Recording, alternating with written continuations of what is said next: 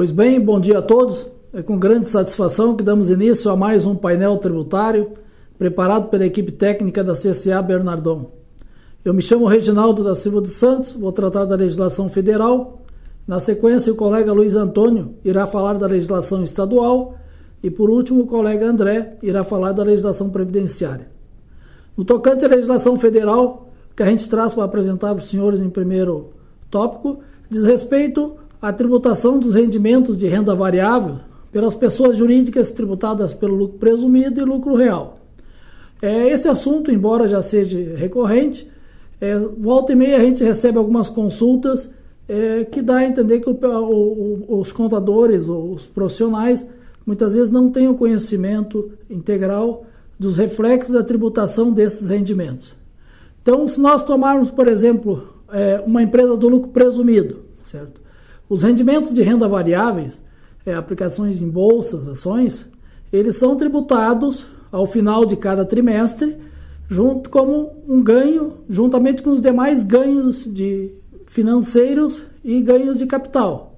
Então, como regra geral, no encerramento de cada trimestre, aquelas empresas que têm aplicações em bolsas e que operam e que realizam vendas dentro do trimestre, em havendo ganho, no final do trimestre o ganho tem que ser somado aos demais ganhos e rendimentos para fins de somar ao lucro presumido e assim haver a incidência do imposto de renda. Na alíquota máxima de 25%, com adicional, e 9% da contribuição social. O que acontece é que esses rendimentos, diferentemente do que acontece com os rendimentos de aplicação financeira, com os demais rendimentos financeiros, quando produzidos nos 2 primeiros meses de cada trimestre, então eles têm que serem tributados em separado, certo? Então, por exemplo, no primeiro trimestre de cada ano, então os rendimentos de renda variável do mês de janeiro, eles deverão ser tributados à alíquota de 15% e o imposto de renda correspondente ser recolhido em código próprio no final de fevereiro. Os rendimentos, os ganhos do mês de fevereiro, da mesma forma, deverão ser tributados pela alíquota de 15%, recolhido em código próprio e recolhido até o final do mês de março. Esses dois recolhimentos relativos aos 2 primeiros meses de cada trimestre, eles correspondem a uma antecipação e é um recolhimento obrigatório. Então, no lucro presumido, o código do DARF é o 0231, certo? Então, por isso que a gente diz que esses rendimentos têm um tratamento um pouco diferenciado dos demais rendimentos dentro do lucro presumido. Nos demais trimestres, o procedimento é o mesmo. Sempre os ganhos de renda variáveis dos primeiros 2 meses, tem que haver o recolhimento antecipado, vencimento no último dia útil do mês subsequente a cada mês, certo? Bom, isso falando em lucro presumido, certo? Ao final do trimestre, certo? A pessoa jurídica vai somar os rendimentos do trimestre, vai oferecer o do primeiro, segundo e terceiro mês, vai haver a tributação e aquele imposto que foi recolhido do primeiro e segundo mês de cada trimestre, ele é descontado do imposto devido no final do trimestre. Então, como eu disse antes, é só uma antecipação. Com relação ao lucro real, no lucro real, o procedimento, nós temos 2 situações. Nós temos as empresas do lucro real trimestral, certo? E as empresas com balanço anual e que fazem recolhimento do imposto de renda, no caso balanço anual, das estimativas, ou com base em balanço de suspensão e redução, ou com base na receita bruta de forma aleatória. O que acontece no lucro real? Balanço trimestral. No balanço trimestral, o procedimento, o tratamento dos rendimentos de renda variável é o mesmo, como eu falei no lucro presumido. Os rendimentos gerados nos 2 primeiros meses de cada trimestre, a pessoa jurídica está obrigada a fazer o recolhimento antecipado do IR na alíquota de 15% para fins de tributação. No final do trimestre, é apurado o rendimento de todo o trimestre, oferecida a tributação no balanço trimestral, e os recolhimentos feitos de forma antecipada do primeiro e segundo mês de cada trimestre, o IR é descontado do IR devido no trimestre. Esses recolhimentos antecipados no lucro real, eles têm um código próprio também, que é o 3317 no DARF. Então deve ser sempre tomado cuidado para na escolha, na alocação correta do código do imposto de renda a ser antecipado. Vocês viram que no lucro presumido existe um código e no lucro real outro código para não haver confusão. Bom, no balanço trimestral, como eu disse, o procedimento é semelhante ao do lucro presumido. E no balanço anual? Bom, no balanço anual nós temos duas situações. Se a pessoa jurídica recolhe as estimativas com base no balanço de suspensão ou redução, naqueles meses em que ela opta por essa modalidade, não há que se fazer nenhum recolhimento antecipado sobre os rendimentos de renda variável. Por quê? Porque esses rendimentos eles já estarão inseridos dentro do lucro real do mês da estimativa, então eles já estão sendo de uma forma direta, indireta, tributado, porque eles compõem o lucro real para fins do imposto de renda e a base de cálculo da contribuição social, eles já estão ali dentro. Agora, se a empresa opta no mês pelo recolhimento da estimativa com base na receita bruta, pois bem, nesse caso, então o tratamento que deve ser dado para os rendimentos de renda variável é que, para fins do imposto de renda, a empresa deverá recolher o imposto de renda na alíquota de 15% no código próprio 3317, que vai ficar como uma antecipação. Ou seja, o rendimento de renda variável, ele, no mês em que a empresa opta pela estimativa com base na receita bruta, ele não é somado junto com os demais ganhos e rendimentos de aplicação financeira. Ele é tributado em separado. E para fins da contribuição social, o rendimento de renda variável deve ser somado na base de cálculo da contribuição social junto com os demais rendimentos e ganhos de capital. Então vocês vejam que é um tratamento bem específico, né, quanto a esses rendimentos de renda variável. Então, lucro presumido, lucro real, sempre tem que ser analisado qual é a forma de tributação e o recolhimento dos primeiros 2 meses, no caso do lucro presumido, no trimestre. Lucro real trimestral também tem que ser tributado, recolhido antecipado os primeiros 2 meses. E no caso de estimativa, é que tem que ser observado se é balanço de suspensão ou com base na receita bruta. Então, com relação aos rendimentos de renda variável, o recado que a gente gostaria de transmitir aos senhores seriam esse. Vamos agora para o próximo assunto, na parte federal.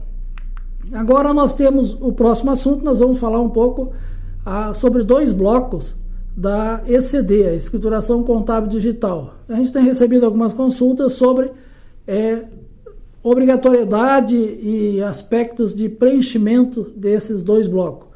O primeiro dele é o bloco J, das demonstrações contábeis, certo? Então lá é um bloco de preenchimento obrigatório. As pessoas jurídicas têm que atentar e ao elaborar a ECD, tem que dar preenchimento para esses blocos, e principalmente no registro do J800, onde tem que ser feito lá a juntada no formato do RTF das demonstrações, né? As demonstrações contábeis, notas explicativas, demonstrações consolidadas, se houverem, o parecer de auditoria, o relatório. Então, esse bloco ele é de preenchimento obrigatório. Então, tem que ser atentado para esse fato, para que não fique a pessoa jurídica com uma situação de omissa e sujeita a penalidades por falta de preenchimento, principalmente no J800, com a apresentação das demonstrações na formato RTF. Depois nós temos um outro bloco, que ele é específico, né, que é o bloco K, para aquelas empresas que são participantes de conglomerado econômico. Então, as empresas controladoras, elas são obrigadas a preencher o bloco K. E lá no bloco K, elas vão apresentar as demonstrações consolidadas, vão apresentar os dados, quem são essas pessoas jurídicas que compõem o seu conglomerado, e as próprias demonstrações. Então, lá no bloco K, existe o registro K100, onde deve ser prestadas informações de todas as empresas que estão sendo consolidadas. No bloco K110, tipo de eventos societários, alterações, o K115. Então, aquelas empresas que são controladoras, que participam de conglomerados econômicos, elas estão obrigadas a observar o preenchimento do bloco K também. Então, com relação a ECD, seria basicamente, em especial, esses dois blocos aí que tem dado algumas consultas sobre obrigatoriedade ou não. Então, deixamos esse registro. Com relação à legislação federal, os dois recados que a gente gostaria de transmitir aos senhores seriam esses. Ficamos à disposição para consulta. Nos encontramos aí no próximo painel tributário. Uma boa semana a todos.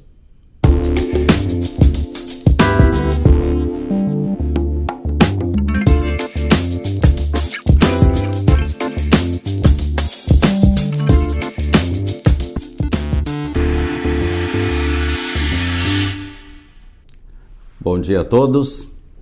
A partir de agora vamos tratar das alterações da legislação do IPI, do ICMS do Rio Grande do Sul e também da taxa da AGERGS, publicadas na semana passada.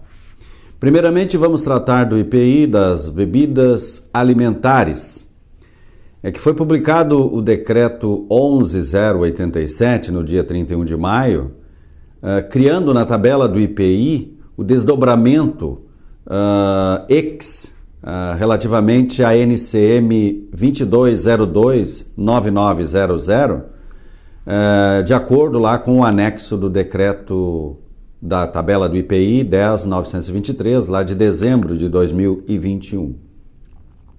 Este ex, que é uma exceção, né, à tributação normal, ele ficou com o número 5, então ao código 2202-9900, ex 05, bebidas alimentares à base ou elaboradas a partir de matérias-primas vegetais, classificadas nas posições 0801 ou 0802, no capítulo 10 ou no capítulo 12, exceto em relação à posição 1201, e que não contenham também leite animal, produtos lácteos ou gordura deles derivados na composição desses produtos, né, que tem como base vegetais. A alíquota, então, aplicável de 4% lá em dezembro estava em 2,6%, com a redução de 35%. Com esses produtos especificamente passaram a ter uma alíquota beneficiada de 0%. Então, não há que se falar em tributação do IPI em relação a estes produtos chamados bebidas alimentares à base ou elaboradas a partir de matérias-primas vegetais. Esses produtos são bebidas como, por exemplo, leites elaborados a partir de coco, castanha do Pará, castanha de caju, amêndoas, nozes, de trigo, centeio, cevada, leite de arroz, por exemplo, de amendoim, linhaça e outros produtos. O soja não se encontra neste ex, porque ele já tinha um ex especial, o ex 01, que já tinha e já tem a alíquota de 0%. Então, tanto o soja como o cacau já tinham esse benefício de tributação a 0% para os produtos. Bom, só para explicar, né, os destaques ex da tabela do IPI tem por objetivo dar um tratamento especial em relação à alíquota do imposto quanto ao produto específico que está sendo beneficiado. São representados por um código de apenas 2 dígitos. Então, X01, né? Então, bebidas alimentares a partir de soja, de cacau. X05, os demais, né? As demais bebidas, né, vegetais. E existe também, você pode estar pensando, mas eu já vi EX com 3 dígitos. Pois é, os EX com 3 dígitos, eles se encontram na tarifa externa comum, a TEC, né?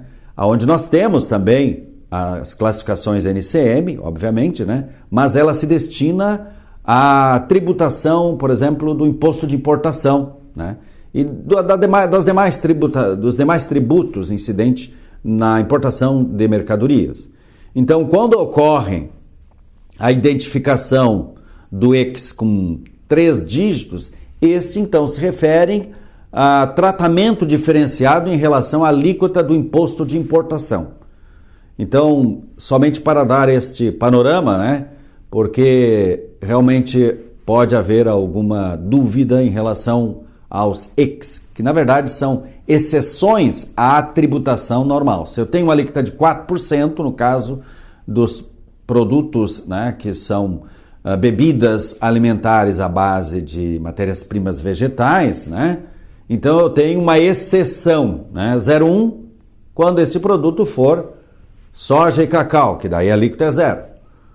O 0,5, por exemplo, os demais produtos, né, oriundo de matérias-primas vegetais também, que também tem alíquota 0, porém num EX diferenciado, que é o 0,5.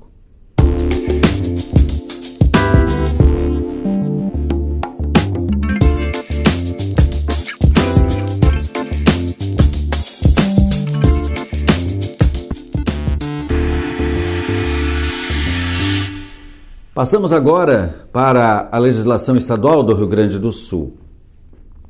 Inicialmente tivemos uma notícia publicada no portal da Nota Fiscal Eletrônica no dia 31 de maio, relativa à publicação da Nota Técnica 2022-001, que descreve o web service de consulta do GETIM e o schema correspondente para possibilitar a consulta junto ao Cadastro Centralizado de GETIMs, o CCG, que é base de dados da Secretaria da Fazenda centralizada na Cefaz Virtual do Rio Grande do Sul, SVRS, e utilizada para a validação dos GETIMs, né, que é o código de barras das notas fiscais, dos produtos, né, desses GETIMs informados nas respectivas notas fiscais eletrônicas e notas fiscais de consumidor eletrônica.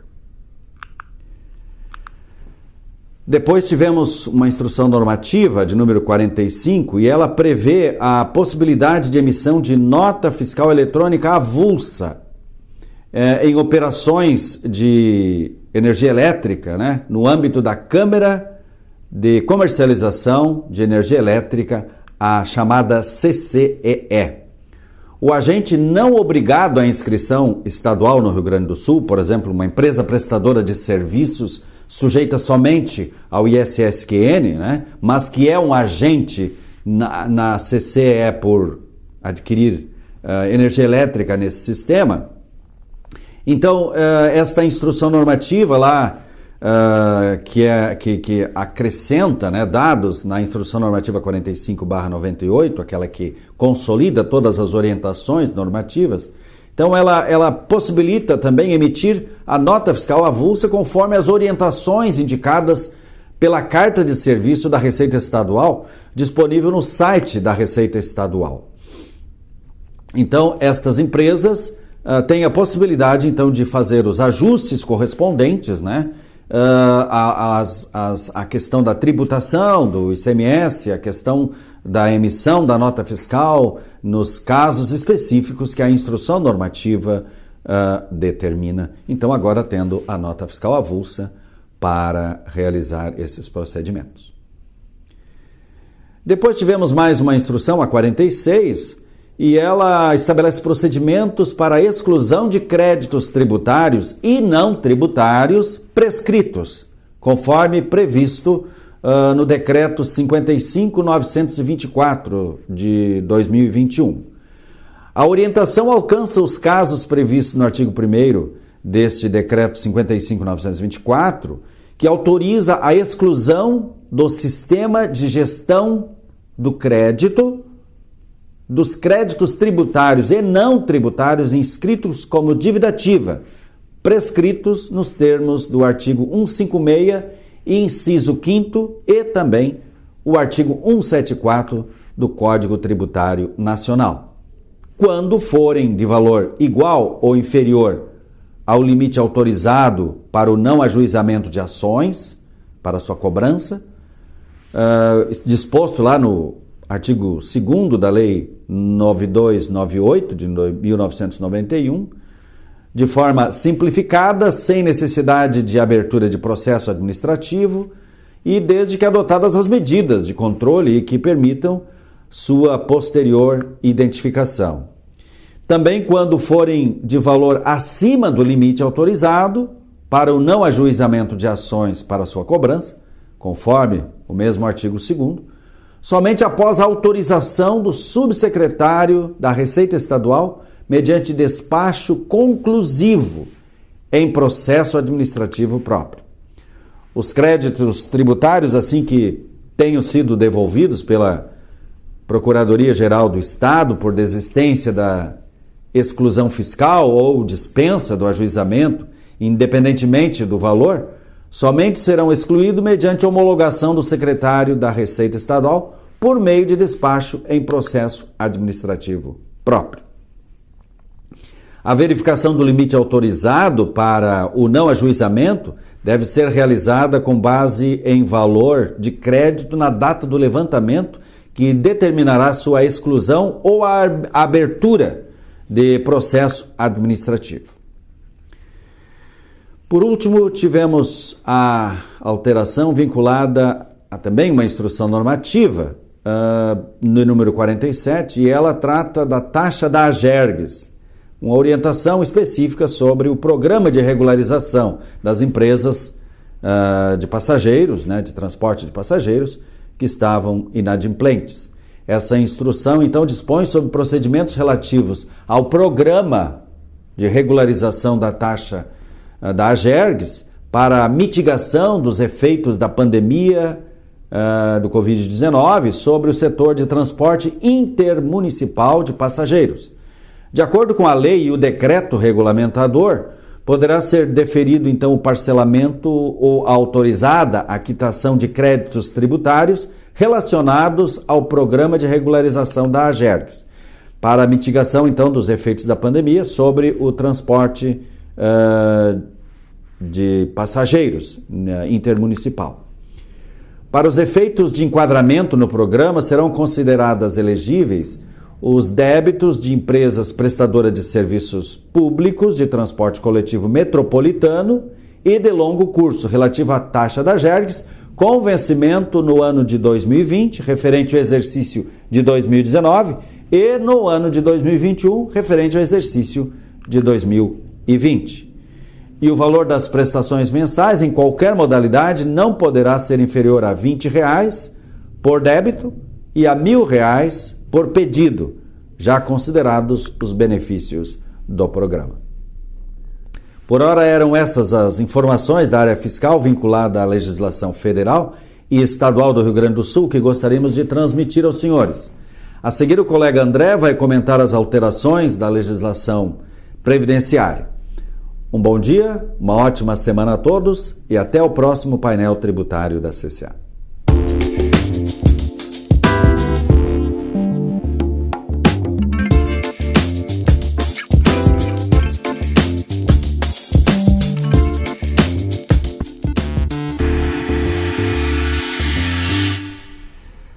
Bom dia a todos. Nessa semana não tivemos tantas mudanças em relação à legislação previdenciária. O que tivemos foi a publicação pela Receita Federal da Solução de Consulta número 10.004, que reiterou o posicionamento de que, abre aspas, os serviços de instalação e manutenção de sistemas centrais de ar-condicionado, de ventilação e refrigeração são tributados na forma do anexo 3 da Lei Complementar número 123 de 2006 e não estão sujeitos à retenção da contribuição previdenciária previstas no artigo 31 da Lei 8.212 de 91, que é a retenção previdenciária dos 11% ou 3,5% para as empresas desoneradas. E segue a solução de consulta. Se esses serviços forem prestados mediante cessão ou locação de mão de obra, tal fato constitui motivo de vedação à opção pelo Simples Nacional ou mesmo de exclusão desse regime de tributação. Fecha aspas. E concluindo, a solução de consultas orientou que, caso a empresa seja contratada para construir imóvel ou executar obra de engenharia em que os serviços de instalação e manutenção de sistemas centrais de ar-condicionado, de ventilação ou refrigeração façam parte desse contrato, a tributação desse serviço ocorrerá juntamente com a obra, na forma do anexo 4 da Lei Complementar número 123 de 2006.